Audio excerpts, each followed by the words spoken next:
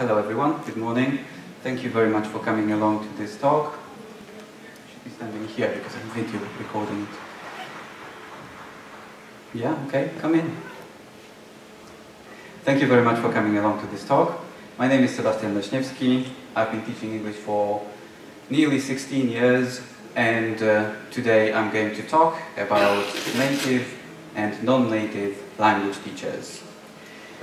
I'd like to start by telling you about this gentleman.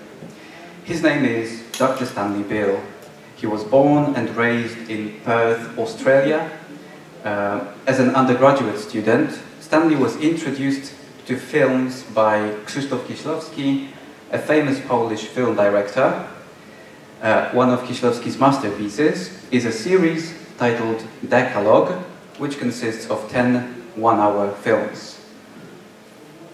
The series was made in 1987 and first shown in 1988. When Stanley watched the Decalogue films, he became very impressed by the images in it. So, the late communist era apartment buildings, a particular sort of light, a particular sort of atmosphere. And he became so fascinated with it that he decided to take a break from his university, and he traveled to Central Europe, where he taught English.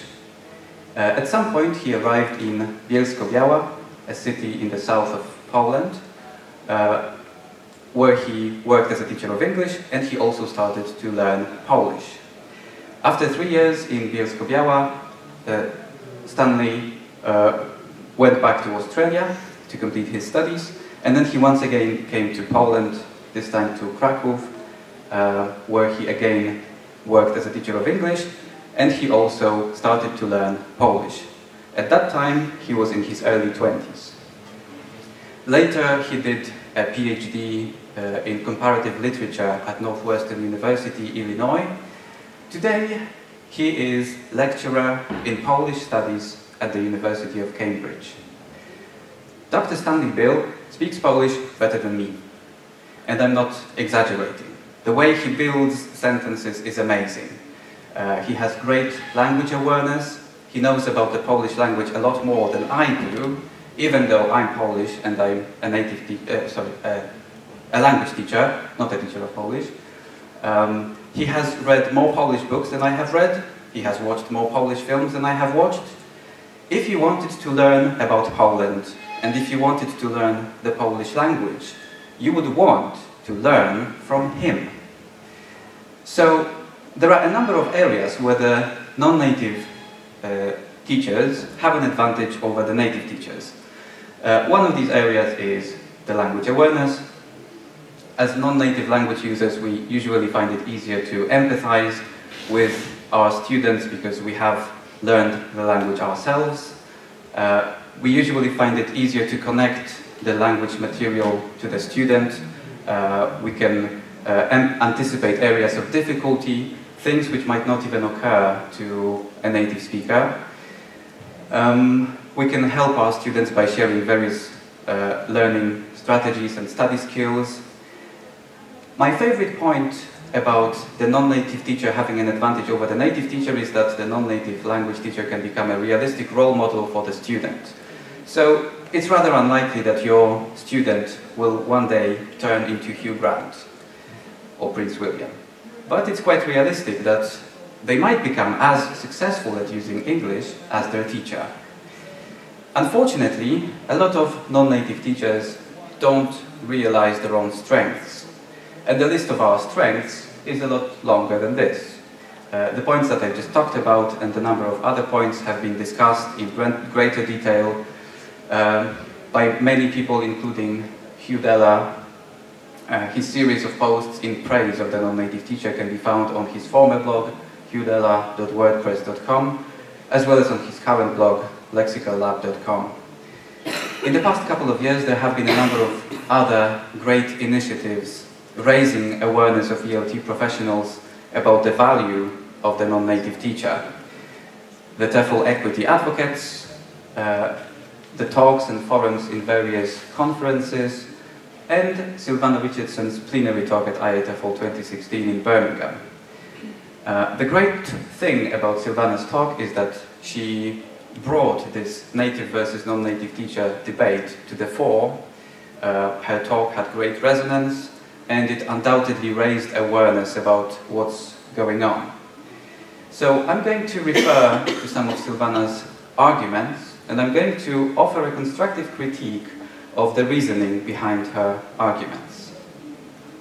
It's quite interesting that she's just right behind this wall giving her talk. Right, so Silvana talked about the native speaker fallacy, which holds that the best language model is a native speaker, and I think we can all accept that this is a fallacy. To tackle this fallacy, Silvana centered her talk around the term non-native, suggesting that we should stop using this term and come up with a more constructive one. In her talk, Silvana posed the following rhetorical question.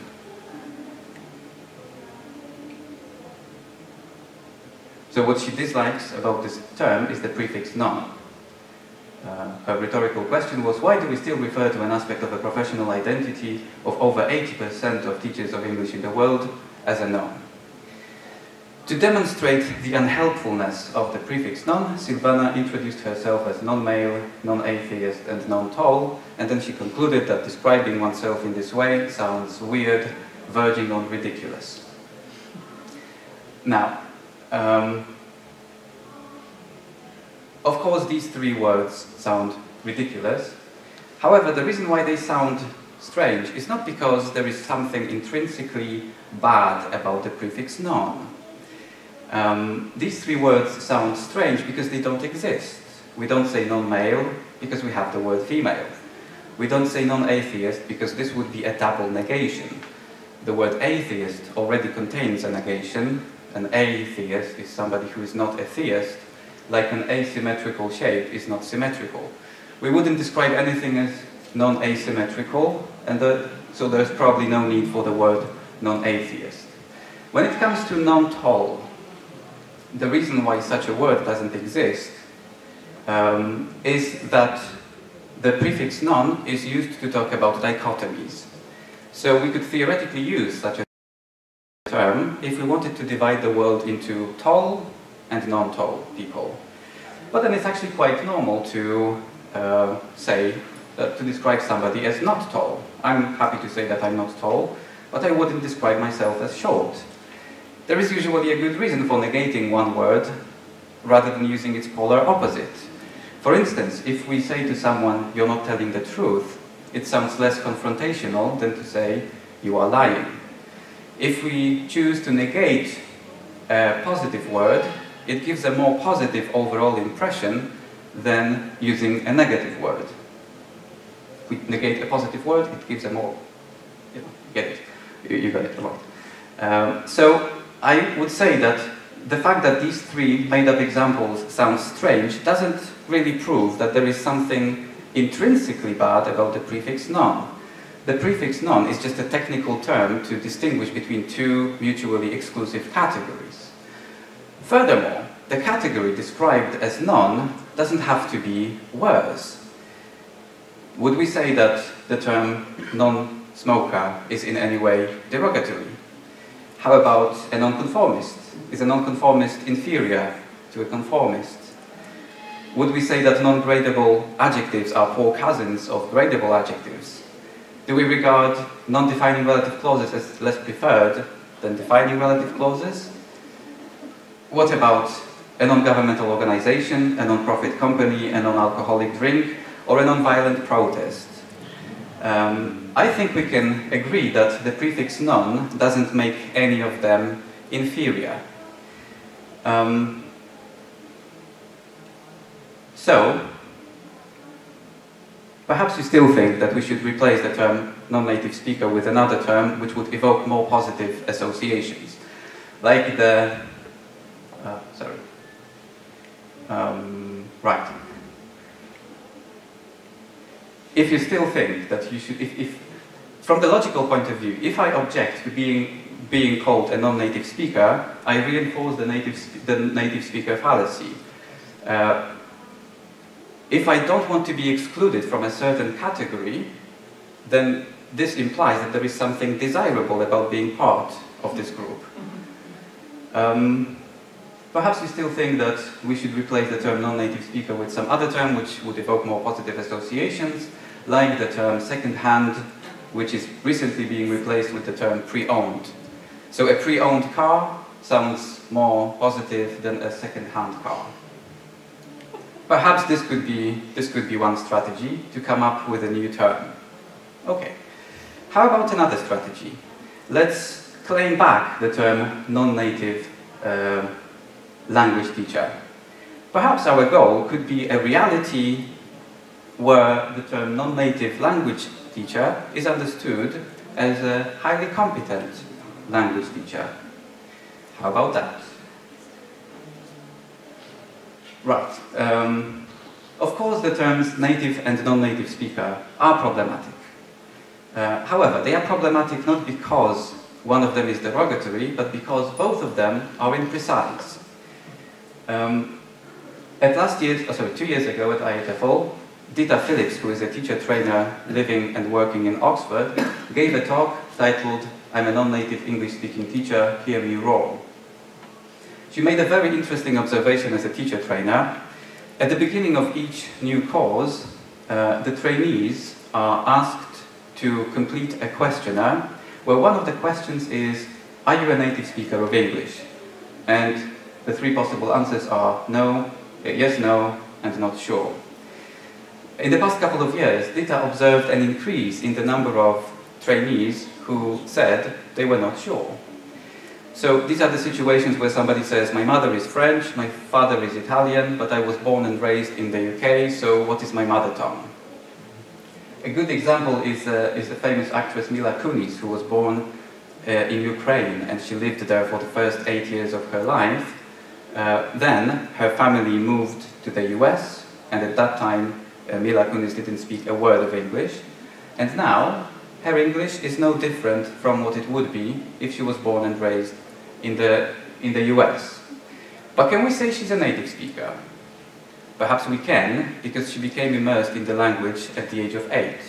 But then what about if she moved to the US a bit later, let's say at the age of 12? So in a world where it's more and more common for people to relocate, marry speakers of other languages, and raise children in multilingual settings, it might be hard to decide who to label as a native speaker. Also, the term non-native speaker is rather broad, and I can refer to my own competence in the English language as an example.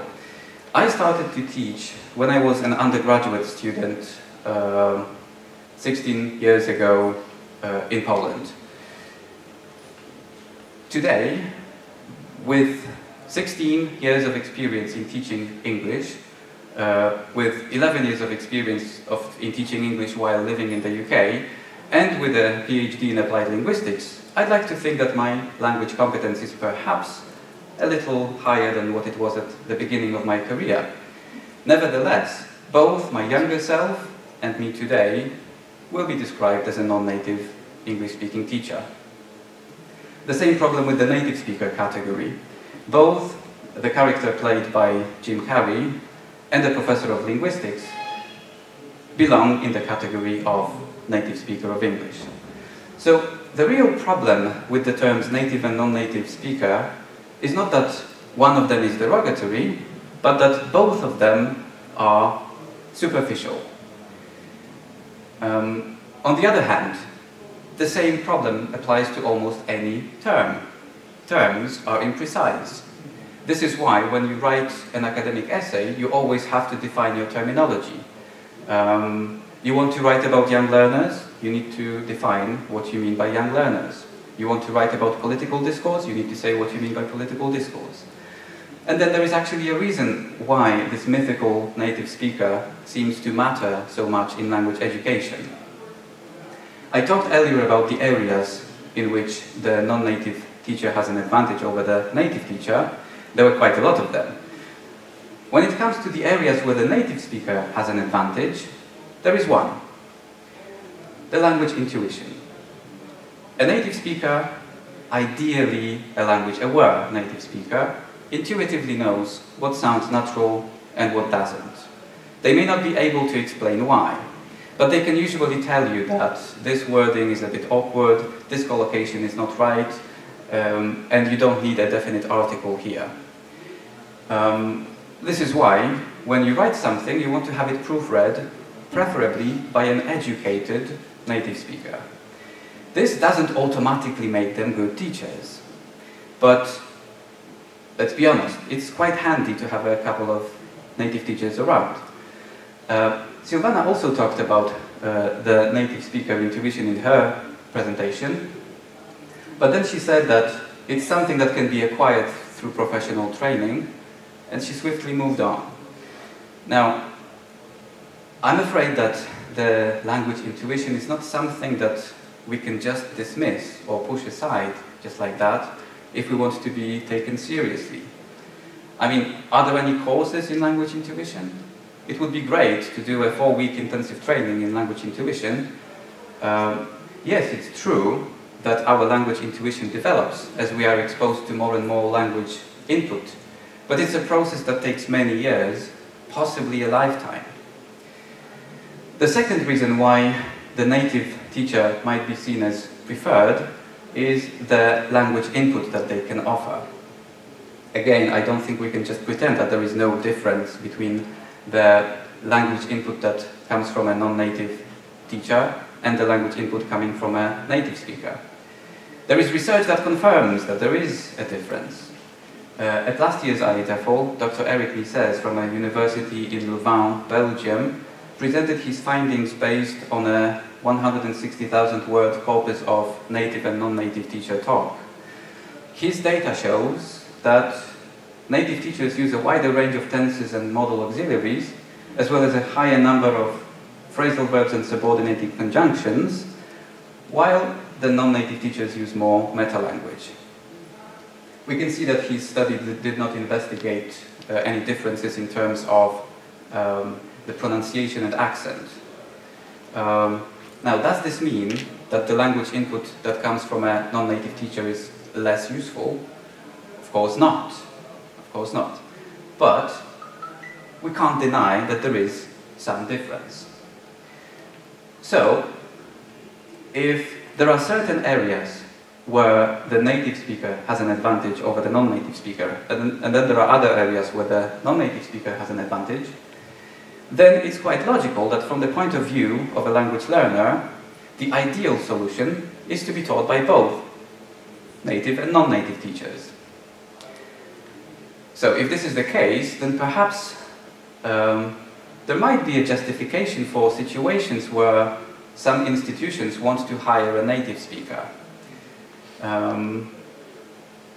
Maybe there is a language school which already has a team of non-native teachers and they just want to hire a couple of native speakers because they think it will be good for the students. What we want to tackle is these sorts of situations.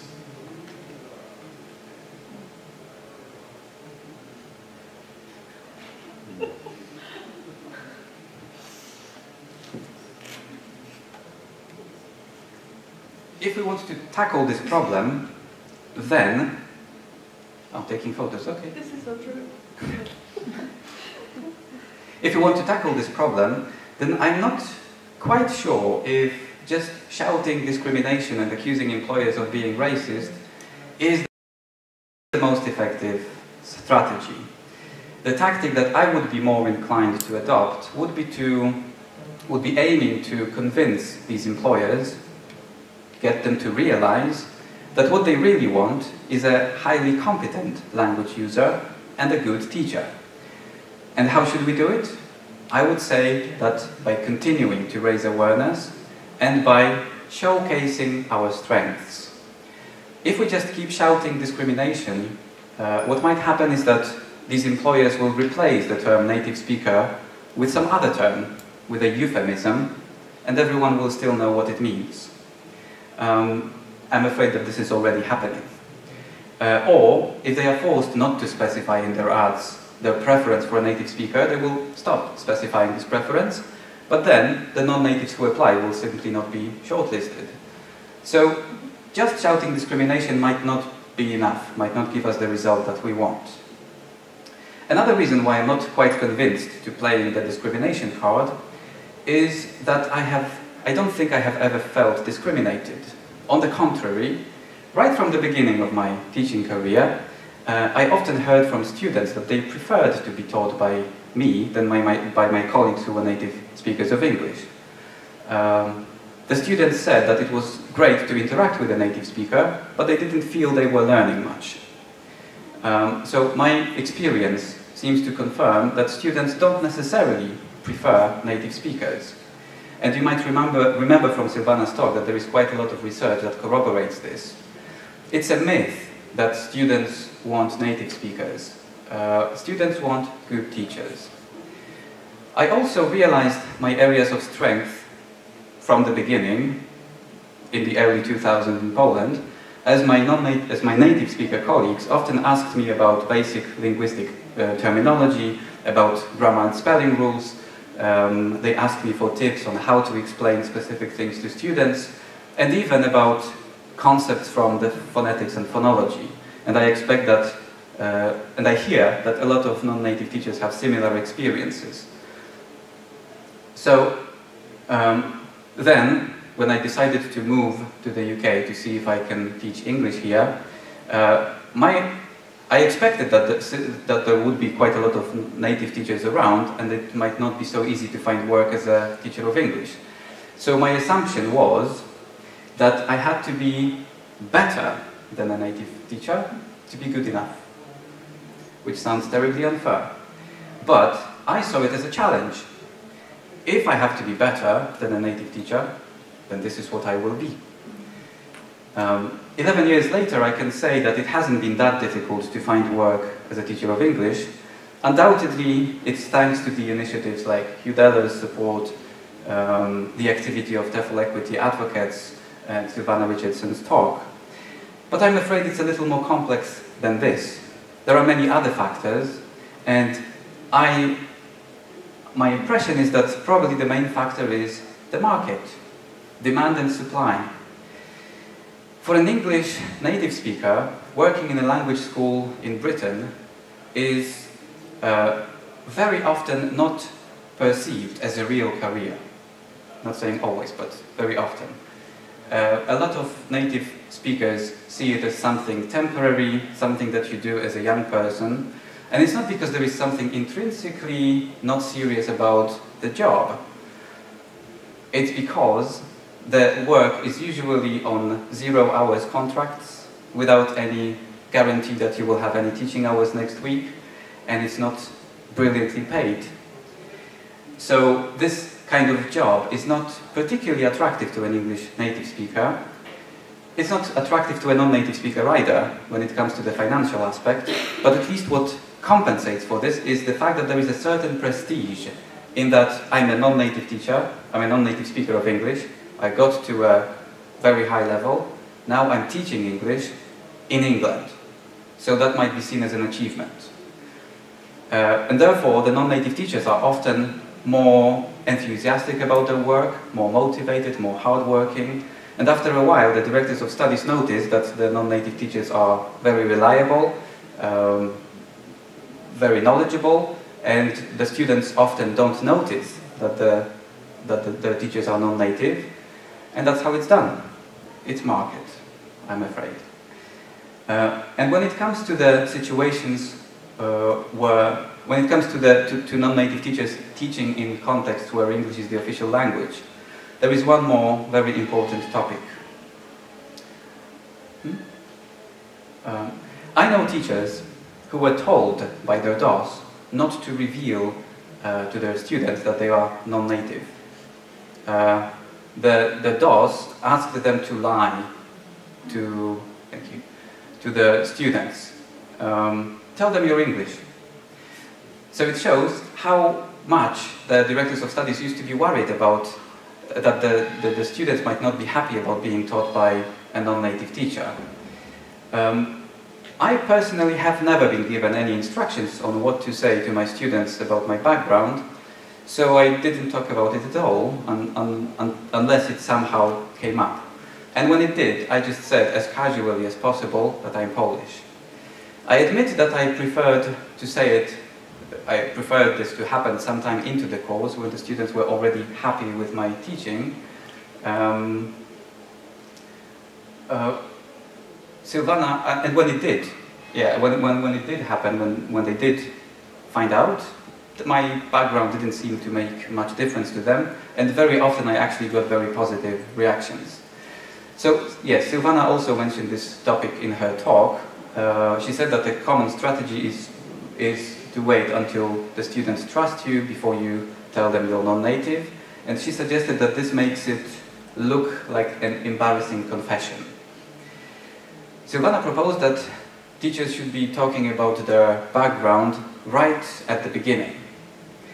Now, I'm not sure if I understand this reasoning. Why would I talk about my background right in the first lesson? If I feel that this is something that I have to reveal as early as possible and get it out of the way, then it still looks to me like an embarrassing confession. I would say that just saying, my name is Sebastian and I'm going to be your teacher is good enough. This is probably what a native teacher would say. Would a native teacher start the first lesson by telling his life story to the students? Probably not. Some of them would, but... so then, that's the thing here. I was sort of on a talk the other day, and she said her motivation for that was that it was inspirational. But I'm from Argentina, but my model that I've achieved is there. So that was her psychology behind that. Well, yeah, I mean, that's... I understand, I completely accept that. I agree with that. Well, I wouldn't say that this strategy has to be worse. Again, I have to admit that I deliberately introduce myself with my first name, as mentioning my surname might trigger some students to ask where I'm from, and then instead of focusing on what we are supposed to study, we would be talking about me. So yes, I said how I deal with this. I'm not saying that this is the best strategy, and I'm very interested to hear how other teachers go about it. Perhaps there should be more talks dedicated to this topic, and I would like to see a proper study of how teachers deal with communicating to their students that they are non-native. The reason why this matters is that the non-native teachers' insecurity in this regard prevents them from realizing their strengths and from understanding how much they have to offer to their students. Right, so just to summarize what I've been talking about today, what reinforces the native speaker fallacy is the fact that many non-native language teachers don't realize their own strengths, as well as the fact that the terms native and non-native speaker label teachers in an oversimplified manner. However, I would argue that the term non-native doesn't have to be derogatory, and perhaps we should claim this term back.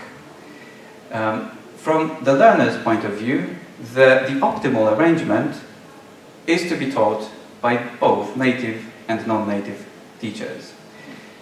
Also, non-native teachers need strategies for talking about their identity to students.